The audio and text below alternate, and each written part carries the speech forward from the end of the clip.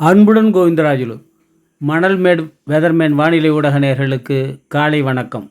இன்று அக்டோபர் மாதம் 19ஆம் தேதி, ஐப்பசி மாதம் 2ஆம் தேதி காலை வானிலை நிலவரம்.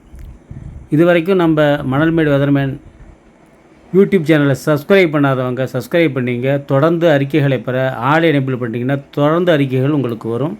உறவினர் நண்பர்களோட சொல்லி அவங்களையும் பார்க்க சொல்லுங்கள். உண்மையாக தெரிஞ்சிச்சுன்னா இதை சப்ஸ்கிரைப் பண்ண சொல்லுங்கள். இது முன்கூட்டியே வானிலை முன்னெச்சரிக்கை. இது வானிலை முன்னெச்சரிக்கை. இது 4 நாள் முன்னாடி பின்னாடி நடக்க போகிறத முன்னாடியே சொல்கிறாங்க அப்படிங்கிற இருக்கும். நான் சொல்கிறது நடந்துகிட்டு இருக்காங்கிறத பார்த்திங்கன்னா தெரியும். இப்பொழுது அதாவது வட அரைக்கோளத்தில் 2 சுழற்சிகள், தென் அரைக்கோளத்தில் 2 சுழற்சிகள். நேற்று நான் வீடியோ போட முடியல இதுன்னா, ஆனால் இதை நான் பார்க்கங்காட்டியும் போடாமல் என்னால் இருக்க முடியல.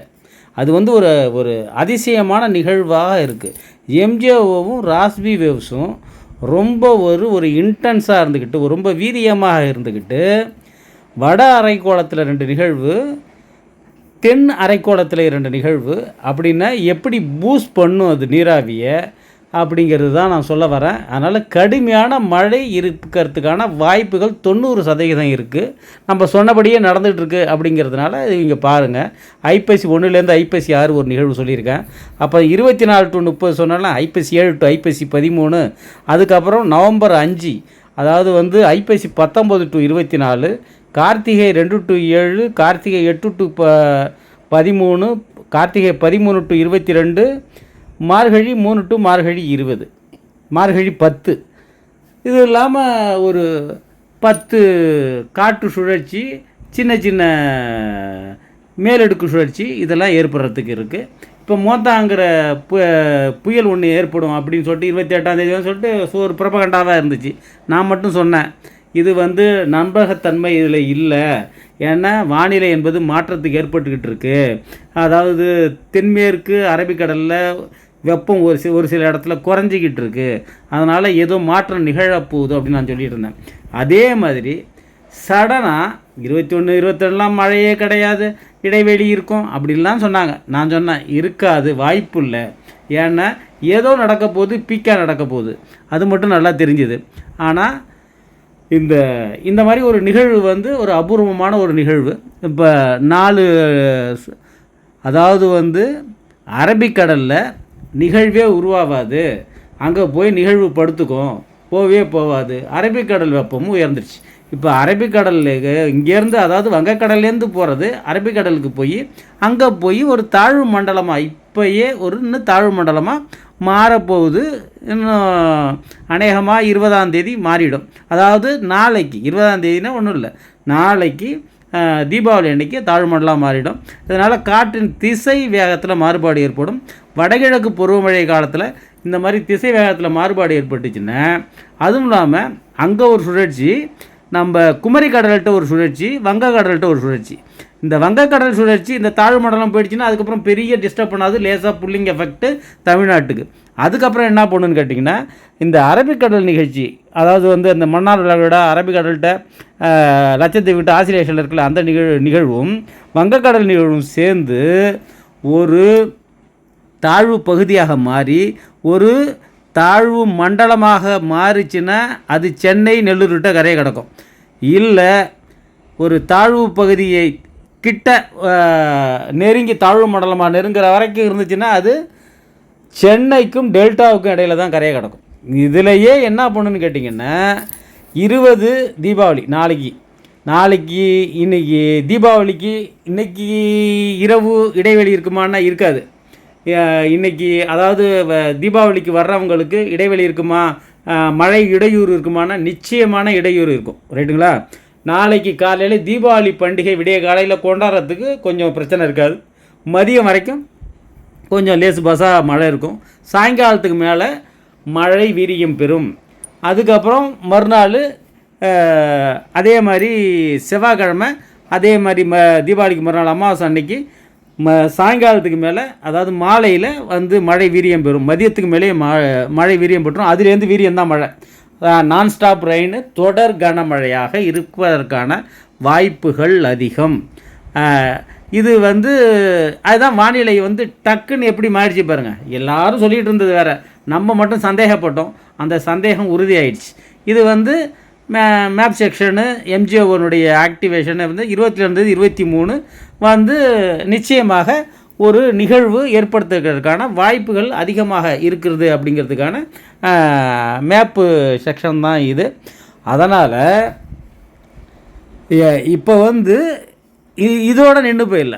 அதுக்கப்புறம் இந்த மந்தா புயல், மந்தா MONTH தாய்லாந்து வச்ச பேர், அந்த மந்தா புயல் எப்போ வரும், இது வந்து MgO chart graphical cases outlook, இது வந்து கிளைமேட் சேஞ்ச் எப்படி இருக்குது அப்படிங்கிறத பார்க்கறதுக்கு எல்லாமே சாதகமாக இருக்குது. ராஸ்பி வேவ்ஸு, எம்ஜிஓ 4வது ஃபேஸுக்கு போச்சுன்னா, 4வது ஃபேஸுன்னா அதாவது இது எம்ஜிஓங்கிறது மேற்கேருந்து கிழக்க போகிறது, அது வந்து வங்கக்கடலில் கிழக்கு வங்கக்கடலுக்கு போயிடுச்சுன்னா கொஞ்சம் வந்து இன்டென்ஸு குறையும்.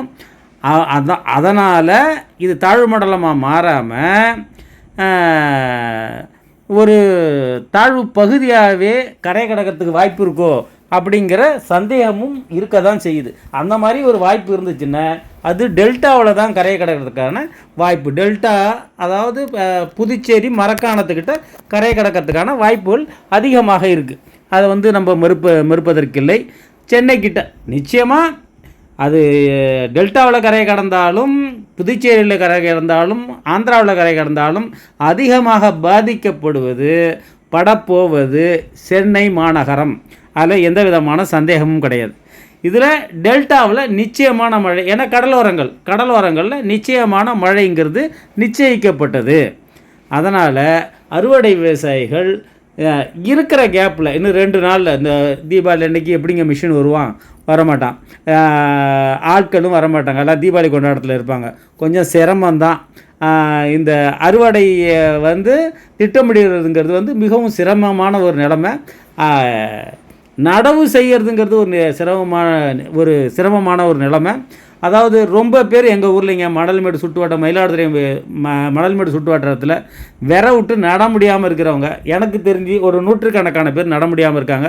ரொம்ப பேருக்கு இந்த 2 நாள் மழை 4, 3, 7, 10 சென்டிமீட்டர் மழையே நட முடியாமல் கிடக்குறாங்க. இதை என்னன்னு நான் சொல்கிறது, இன்னும் மழை ஆரம்பிக்கவே இல்லை, இன்னும் வந்து அரிச்சுவடியே வரலை, அதுக்குள்ளே வந்து இந்த மாதிரி இருக்குது. இதை வந்து நம்ம ஒன்றும் சொல்ல முடியாது. இது வந்து இனிமேல் இப்படி தான் இருக்கும், வானிலை வந்து இப்படி தான் மாறிக்கிட்டு இருக்குங்கிறது தெரியுது. நம்ம தான் மாற்றிக்கணும். நம்மளை மாற்றிக்காமல் நான் இப்படி தான் செய்வேன், நான் வந்து 2 போகம் 2வது போகம் இப்படி தான் நடுவேன். எப்போயாவது ஒரு வருஷம் ஐப்பசி கார்த்திகையில் மழை பெய்யாமல் இருந்திருக்கும். அந்த வருஷத்துக்கு இந்த வருஷம் கார்த்திகையில் தொடர்ந்து மழை, கடைசி வாரம் தான் மழை இல்லாமல் இருக்கும். 4 வாரமும் 2 நிகழ்வு, அதில் வந்து 2 புயல் நிகழ்வு இருக்குது. அது நிச்சயமாக சென்னையிலேருந்து டெல்டா வரைக்கும் நிச்சயமாக புயலாக கரையை கிடக்கும். இப்போயே நவம்பர் 1ஆம் தேதி, இப்போ 28, 29, 1ஆம் தேதிக்கு மேலே அதாவது இலங்கைக்கு தென் கிழக்கு வங்கக்கடலில் உருவாக போகிற ஒரு நிகழ்வு ஒரு புயலாக, அதான் மோந்தா, இப்போ இருக்கிறது மோந்தாவா இந்த அக்டோபர் மாதத்தில் ஆகாது.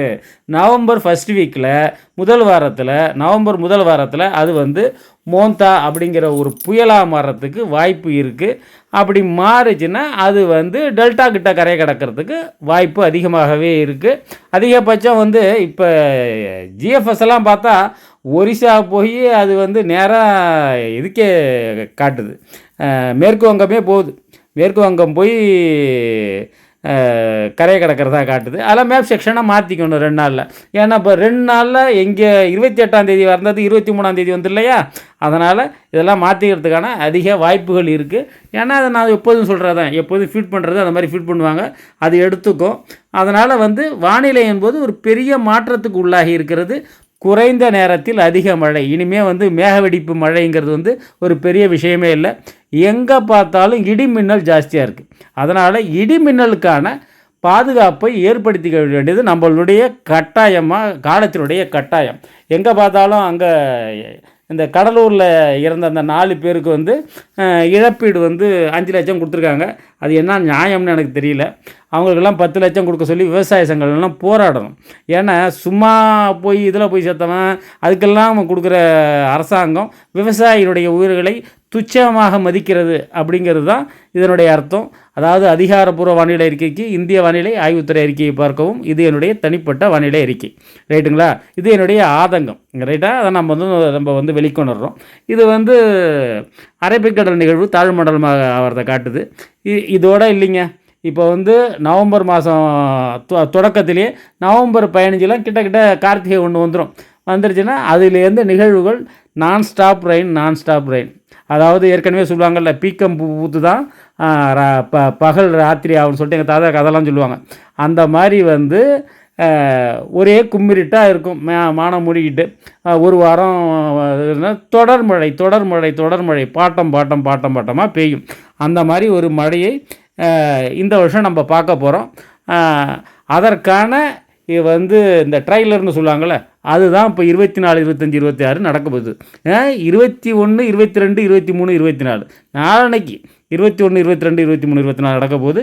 25, 26 மழை பெய்ய நினச்சிட்டு இருந்தோம்ல, புயல் கியல்னு, அப்போ வந்து கேப்பு எப்படி வந்து வானிலை மாறுது பாருங்கள். 25, 26 கேப்பு, அடுத்தது 27, 28 வந்து உங்களுக்கு வந்து அடுத்த நிகழ்வு உருவாகிடும். அதுதான் நவம்பர் 1, 2, 3 வாக்கில், அதாவது நவம்பர் முதல் வாரத்தில் அந்த மோந்தாங்கிற புயலாக மாறுறதுக்கான வாய்ப்புகள் அதிகமாக இருக்குது. ஏன்னா அது மத்திய வங்கக்கடல்லையே கிட்டத்தட்ட 30 தாழ்வு மண்டலமாக மாறிடும் போல தான் எனக்கு தெரியுது. அது வந்து ஏன்னா வானிலை என்பது மாற்றத்துக்கு உட்பட்டதுங்கிறத இப்போ நம்ம கண்கூடாகவே பார்த்துக்கிட்டு இருக்கோம். இந்த ஒரு வார காலத்தில் எவ்வளோ பெரிய மாற்றங்கள். அதாவது வந்து மீடியா வந்து ஒரு ஹைப்பு கொடுத்ததோ வந்துடுமா, அங்கே தாக்கிடுமா, அப்படிலாம் இல்லை. வந்துட்டு அங்கே போயிடுமா இங்கே போயிடுமா, அது வந்து வரைகடை விளக்கம் என்னென்னமோ சொல்கிறாங்க. நம்ம வந்து நம்மளுடைய பேட்டர்னை நம்ம ஃபாலோ பண்ணிக்கிட்டு இருக்கோம். இதில் வந்து இது வந்து ஜிஎஃப்எஸ்ஸு ஒரு கடுமையான மழை டெல்டா கரையோரங்கள்லையும் வடகடலோரங்கள்லையும் சென்னை உள்ளிட்டவர்களில் இருக்கிறதுக்கு வாய்ப்புகள் இருக்குது. தென் மாவட்டங்களில் மழை தொடரும். ஏன்னா இந்த நிகழ்வு அங்கே தான் கரை கடந்து போகிறப்ப தென் மாவட்டங்களையும் இருக்கும். அரபிக்கடல் நிகழ்வும் காற்றை இழுத்து மழையை தென் மாவட்டங்களுக்கு கொடுக்கும். ஐஎம்டி, அதாவது இந்திய வானிலை ஆராய்ச்சி மையம், தென் மாவட்டங்களுக்கு குறைத்த மழைன்னு சொன்னாங்க. அது வந்து பரிசீலிக்கப்பட வேண்டியது. நன்றி, வணக்கம்.